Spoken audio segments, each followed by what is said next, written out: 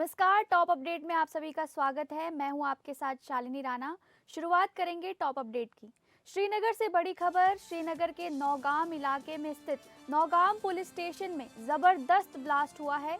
Blast ने पूरे इलाके को हिला दिया।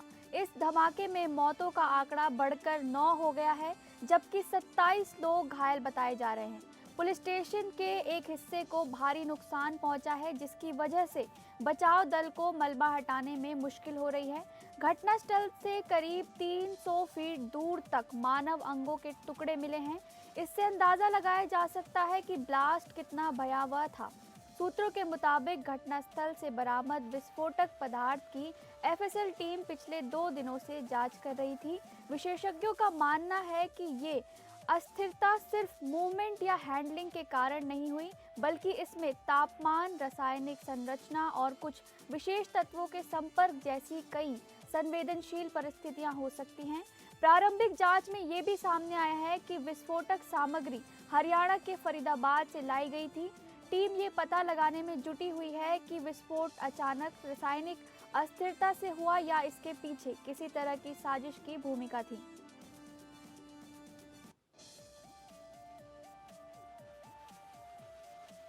श्रीनगर के नौगाम पुलिस स्टेशन में शुक्रवार रात विस्फोटक सामग्री जांचते समय अचानक जोरदार धमाका हुआ था। इस हादसे में 9 लोगों की मौत हो गई और 27 से अधिक घायल हैं। फरीदाबाद से लाया गया ये विस्फोट फॉरेंसिक टीम जांच कर रही थी, तभी ये दुर्घटना घटी। मृतकों में पुलिसकर्मी, फॉरेंसिक अधिकारी और प्रशासनिक कर्मचारी शामिल हैं। डीजीपी नलिन प्रभात ने स्पष्ट किया कि ये कोई आतंकी हमला नहीं, बल्कि एक अनहोनी दुर्घटना है। धमाका इतना प्रबल था कि आसपास के घरों को भी नुकसान पहुंचा। घायलों को इलाज के लिए सेना के अस्पताल और एसकेआईएमएस में कराया जा रहा है। पुलिस ने इलाके की घेराबंदी कर ली और मामले की जांच जारी है।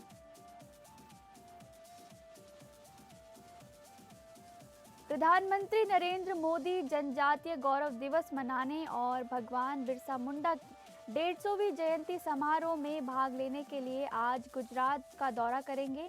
इस दौरान प्रधानमंत्री नर्मदा जिले में 9,700 करोड़ रुपए से अधिक की विकास परियोजनाओं का उद्घाटन और शिलान्यास भी करेंगे। इन परियोजनाओं में आदिवासी कल्याण, बुनियादी ढांचे, स्वास्थ्य, शिक्षा और विरासत पर विशेष ध्यान दिया जाएगा। प्रधानमंत्री दोपहर करीब 12:45 पर नर्मदा जिले के देव मोगरा मंदिर में पूजा और दर्शन करेंगे। इसके बाद वो दोपहर करीब 2:45 पर देडी यापड़ा पहुंचेंगे और एक सार्वजनिक कार्यक्रम में शामिल होंगे। यहां वो कई परियोजनाओं और शुभारंभ करेंगे और जनसभा को संबोधित भी करेंगे। बिहार चुनाव में एनडीए ने अप्रत्याशित प्रदर्शन करते हुए 2,202 सीटों पर जीत दर्ज की है। वहीं महागठबंधन 35 सीटों के फेर में फंस चुका है। यहां भी राजद ने 25 सीटों के साथ काफी निराशाजनक प्रदर्शन किया है और कांग्रेस मात्र 6 सीटों पर सिमट गई।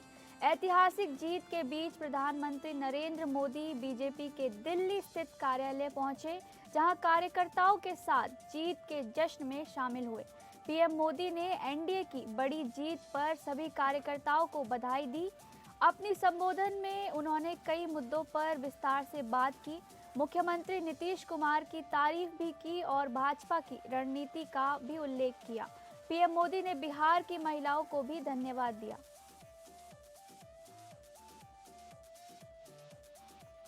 बिहार के सहरसा विधानसभा सबसे हॉट सीट मानी जा रही थी। इस सीट पर महागठबंधन समर्थित इंडियन इंक्लूसिव पार्टी के अध्यक्ष आईपी गुप्ता निकटतम प्रतिद्वंद्वित भाजपा प्रत्याशी आलोक रंजन झा को 2038 मतों से चुनाव हरा दिया है। वहीं देर रात जीत का सर्टिफिकेट मिलने के बाद आईपी गुप्ता ने पत्रकारों से रूबरू होकर सहरसा की जनता का आभार जताया। आईपी गुप्ता ने कहा कि ये जीत हमारी नहीं, सहरसा की जनता की जीत है, इसलिए मैं तमाम सहरसा वासियों का हृदय से शुक्रिया अदा करता हूं।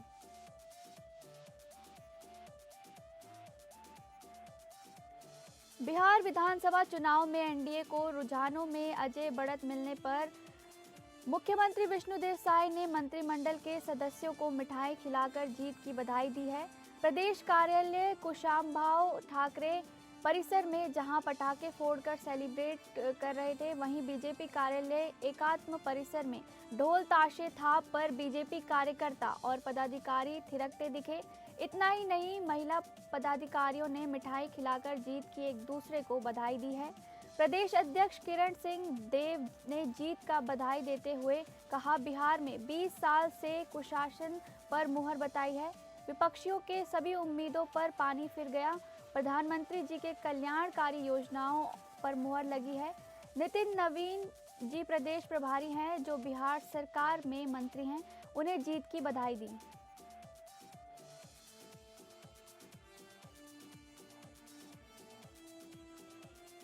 मंत्रालय भवन में मुख्यमंत्री विष्णुदेव साय की अध्यक्षता में आज कैबिनेट की बैठक बुलाई गई, जिसमें कई महत्वपूर्ण निर्णय लिए गए हैं।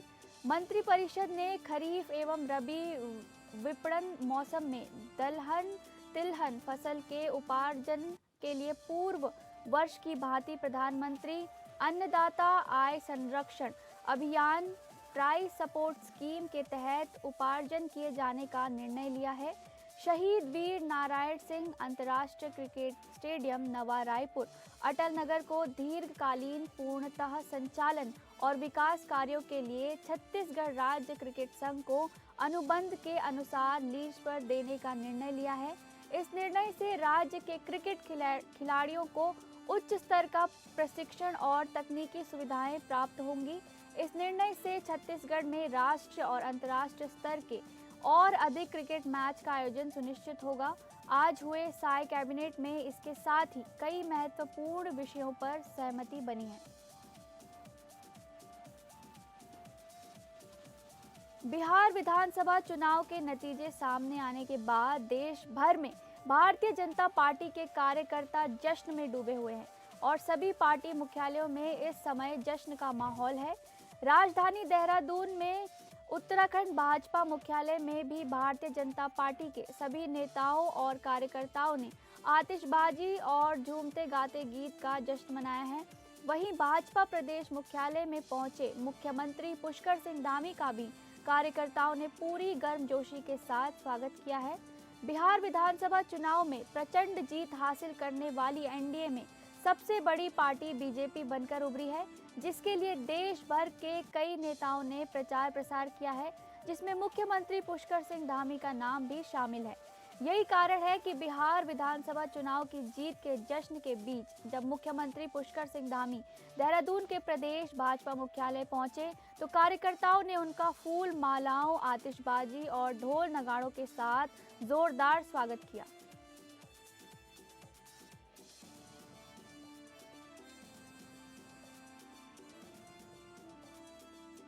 बिहार में एनडीए की प्रचंड जीत के बाद हर कहीं भाजपा कार्यकर्ताओं में उत्साह देखने को मिल रहा है। हरिद्वार भाजपा कार्यकर्ताओं ने भी बिहार में मिली इस जीत का जमकर जश्न मनाया। हरिद्वार के चंद्राचार्य चौक पर भाजपा कार्यकर्ताओं ने जमकर आतिशबाजी की और एक दूसरे को मिठाई बांटकर इस जीत का जश्न मनाया। भाजपा जिला अध्यक्ष आशुतोष का कहना है कि बिहार में मिली इस जीत का असर दूसरे राज्यों के चुनाव में भी दिखाई देगा। वहीं भाजपा विधायक मदन कौशिक ने कहा कि मोदी सरकार की विकास कार्यों पर बिहार चुनाव में जनता ने अपनी मोहर लगाई है। उन्होंने कहा कि इस जीत से न केवल जनता का विश्वास बढ़ा है, बल्कि विपक्षियों के सभी झूठी पोल खुल गई है। शिवालिक नगर पालिका अध्यक्ष राजीव शर्मा ने कहा कि बिहार में भाजपा और एनडीए की ये जीत कई मायनों में खास है और ये जीत न केवल कार्यकर्ताओं का उत्साह बढ़ा है, बल्कि जनता के बीच विश्वास भी गहराया है।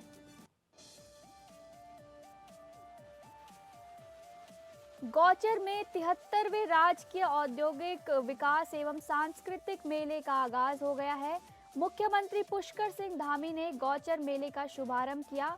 गौचर मेले में विशाल जनसभा को संबोधित करते हुए मुख्यमंत्री ने कहा कि गौचर मेला संस्कृति, बाजार तथा उद्योग तीनों के समन्वय के कारण एक प्रसिद्ध राजकीय मेला है।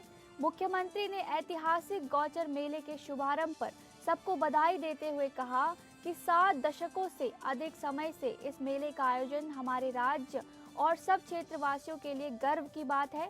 गौचर मेला हमारे राज्य के प्रमुख ऐतिहासिक मेलों में से एक है, जिसमें सरकार की विभिन्न विभाग सक्रिय होकर प्रतिभाग करती है।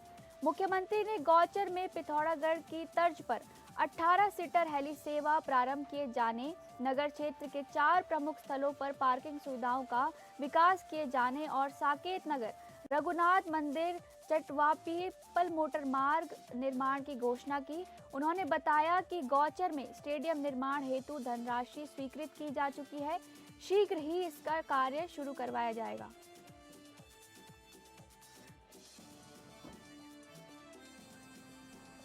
फर्जी निवेश योजनाओं के नाम पर करोड़ों की धोखाधड़ी करने वाला गैंगस्टर और गैंगस्टर एक्ट में वांछित मुख्य आरोपी जगदीश पुनेठा अब उत्तराखंड पुलिस की गिरफ्त में है। पिथौरागढ़ का रहने वाला पुनेठा लंबे समय से दुबई में छिपा हुआ था और शेयर बाजार, निर्मम बंग कमोडिटी और माया छात्रा आभूषण जैसी फर्जी कंपनियों के जरिए लोगों को निवेश का लालच देकर ठगता था। पुलिस रिकॉर्ड के अनुसार एक ही मामले में उनसे 1 करोड़ 51 लाख रुपए की ठगी की, जबकि कुल मिलाकर 2 करोड़ 22 लाख रुपए से अधिक की अवैध संपत्ति जुटाई। उसके खिलाफ पिथौरागढ़ और जाजर देवल थाने में कुल 4 गंभीर मामले दर्ज थे।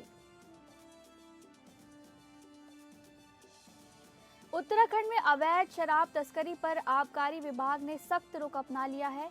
आबकारी आयुक्त अनुराधा पाल ने बताया कि अन्य राज्यों से आने वाली अवैध शराब के खिलाफ विशेष अभियान चलाए जा रहे हैं। हाल ही में हरावाला में 18 पेटी अंग्रेजी शराब और बियर बरामद की गई, जो चंडीगढ़ मार्ग की थी। तस्कर इस पर डिफेंस का लेबल लगाकर इसे शादी पार्टियों में खपाने की कोशिश कर रहे थे। आयुक्त ने त्वरित कार्रवाई करने वाली टीम की सराहना की। वहीं उधम सिंह नगर में कच्ची शराब और लहन को नष्ट किया गया, जबकि हरिद्वार में 11 और 12 नवंबर को लगातार अभियान चलाकर रोज बड़ी मात्रा में अवैध शराब पकड़ी जा रही है। आगे भी ये अभियान जारी रहेगा। टिहरी गढ़वाल में भिलंगना ब्लॉक में 2 प्रसव पीड़िताओं की मौत के बाद शुरू हुआ घनसाली स्वास्थ्य जन संघर्ष मोर्चा और सर्वदलीय स्वास्थ्य संघर्ष समिति का आंदोलन 21वें दिन भी नहीं थमा। गुरुवार देर रात विधायक शक्तिलाल शाह और ब्लॉक प्रमुख राजीव कंडारी ने पिलखी में आंदोलनकारियों से लंबी वार्ता की, लेकिन कोई सहमति नहीं बनी।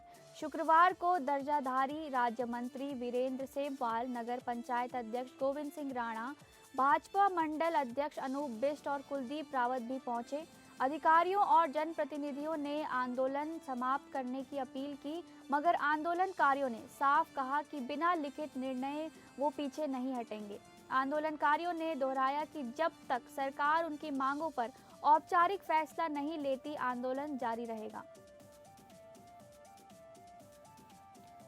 मुख्यमंत्री पुष्कर सिंह धामी के नेतृत्व में उत्तराखंड शिक्षा के डिजिटल युग में तेजी से आगे बढ़ रहा है। जनपद उधम सिंह नगर में 124 माध्यमिक विद्यालयों में अत्याधुनिक स्मार्ट क्लास स्थापित कर छात्रों को आधुनिक और गुणवत्तापूर्ण शिक्षा से जोड़ा गया है। इन कक्षाओं में एनसीईआरटी और एससीईआरटी द्वारा अनुमोदित ई कंटेंट के माध्यम से पढ़ाई को रोचक और प्रभावी बनाया जा रहा है। इसी क्रम में जिले के सभी प्राथमिक और उच्च प्राथमिक विद्यालयों में भी स्मार्ट क्लास स्थापित करने की दिशा में कार्य तेजी से जारी है, जिसमें सीएसआर तथा सहयोगी संस्थाएं महत्वपूर्ण योगदान दे रही हैं। सरकार केवल तकनीकी सुविधाएं बढ़ाने तक सीमित नहीं है, बल्कि शिक्षाओं को भी ई कंटेंट आधारित शिक्षण का डीआईईटी के माध्यम से विशेष प्रशिक्षण दिया जा रहा है, ताकि वो डिजिटल साधनों का अधिकतम उपयोग कर सकें। ये पहल उत्तराखंड को स्मार्ट शिक्षा के नए युग में ले जाने की ओर धामी सरकार की दूरदर्शी सोच का सशक्त प्रमाण है।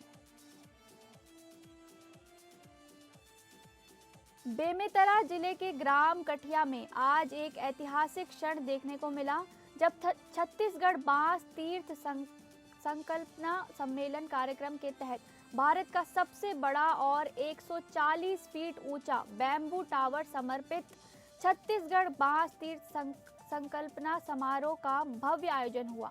यह आयोजन न केवल बेमेतरा बल्कि पूरे छत्तीसगढ़ के लिए गौरव का विषय बना। इस भव्य समारोह में मुख्यमंत्री श्री विष्णुदेव साय, उप मुख्यमंत्री श्री अरुण साव तथा कैबिनेट मंत्री श्री दयाल दास बघेल की विशेष उपस्थिति रही।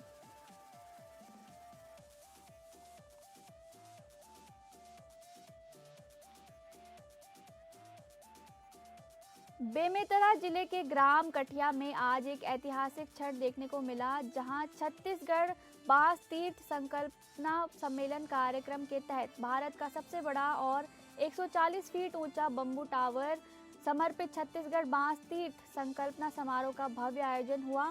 यह आयोजन न केवल बेमेतरा बल्कि पूरे छत्तीसगढ़ के लिए गौरव का विषय बना। मुख्यमंत्री विष्णुदेव साय ने कहा कि ये संरचना केवल बांस का निर्माण नहीं बल्कि छत्तीसगढ़ की परंपरा, कौशल, नवाचार और व्यापक संभावनाओं का प्रतीक है। उन्होंने बांस का पौधारोपण कर पर्यावरण संरक्षण तथा बांस आधारित कृषि के प्रसार की अपील की। वहीं उप मुख्यमंत्री अरुण साव ने किसानों को संबोधित करते हुए कहा कि बदलते जलवायु और जल संकट की स्थिति में बांस की खेती किसानों के लिए एक बेहतर विकल्प बनकर उभर रही है।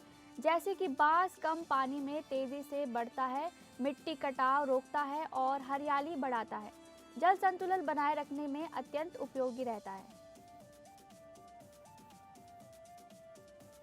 जिला शक्ति के जयजयपुर ब्लॉक के ग्राम मालदा में मेडिकल दुकान की आड़ में बिना डिग्री वाला व्यक्ति खुलेआम इलाज कर रहा है। ग्रामीणों के अनुसार रविशंकर कश्यप नामक व्यक्ति बिना किसी चिकित्सीय योग्यता के इंजेक्शन लगाने से लेकर दवाइयां देने और गंभीर बीमारियों का इलाज करने तक का दावा करता था।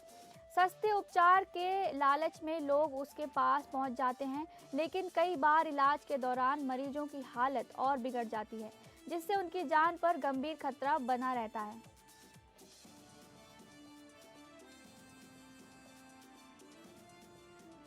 जवाहर नवोदय विद्यालय में बाल दिवस पर खेलकूद एवं सांस्कृतिक कार्यक्रमों की धूम।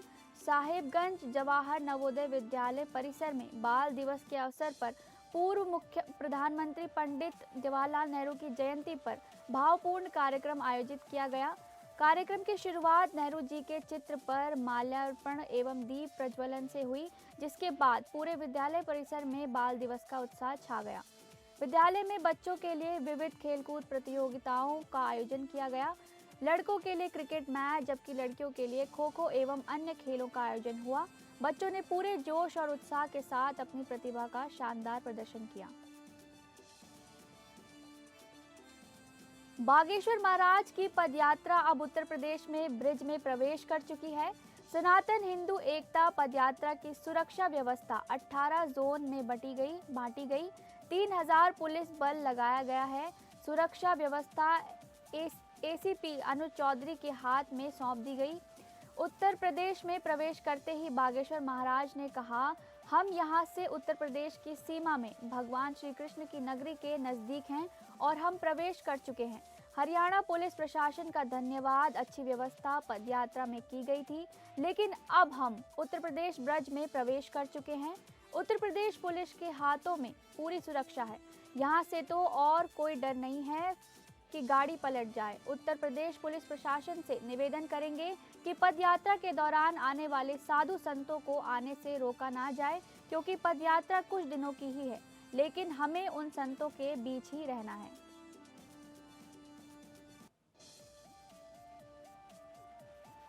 राजकुमार राव और पत्रलेखा को उनकी शादी की 4वीं एनिवर्सरी पर बड़ा तोहफा मिला है। कपल मम्मी पापा बन गए हैं। राजकुमार राव और पत्रलेखा के घर नन्ही परी ने जन्म लिया है। राजकुमार राव और पत्रलेखा पेरेंट क्लब में शामिल हो गए हैं। बॉलीवुड के पावर कपल के घर नई राजकुमारी का जन्म हुआ है। एक्टर ने इंस्टाग्राम पोस्ट के जरिए फैंस से खुशखबरी शेयर की है। कपल ने गुड न्यूज़ 15 नवंबर सुबह अपने फैंस के साथ इंस्टाग्राम पर शेयर की। राजकुमार राव और पत्रलेखा ने इंस्टाग्राम पोस्ट शेयर करते हुए लिखा कि हम चांद पर हैं। भगवान ने हमें हमारी चौथी सालगिरह पर सबसे बड़ा आशीर्वाद दिया है।